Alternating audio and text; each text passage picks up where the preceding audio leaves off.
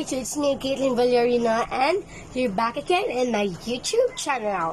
So, please guys, mag-subscribe ka na and like and share mo tong video na to. So guys, for today's video is how to remove watermark and KineMaster. So, let's go guys!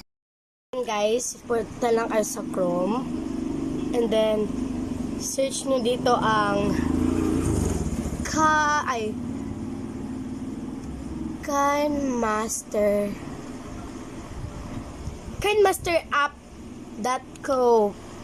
app.co wala siyang M guys, C-O lang talaga, and i-check mo na yan. And then wait lang tayo, and ito diyan yung i-ano natin.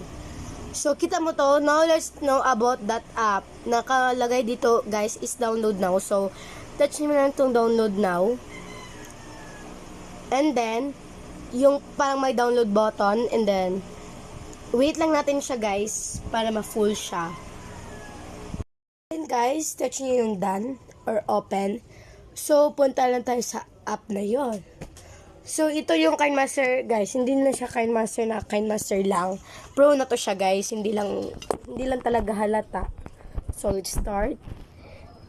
And, parang example ganito guys, touch nyo yung, YouTube, touch nyo yung media, and ito na po yung mga na-record ko.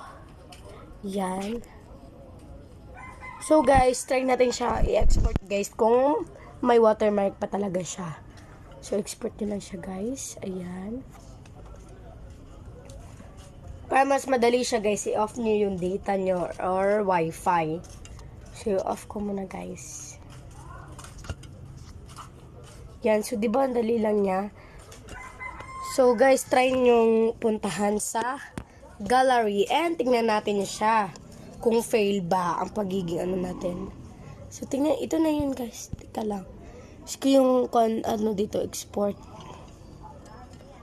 Export kasi yun. Screenshot. So ito na yun guys.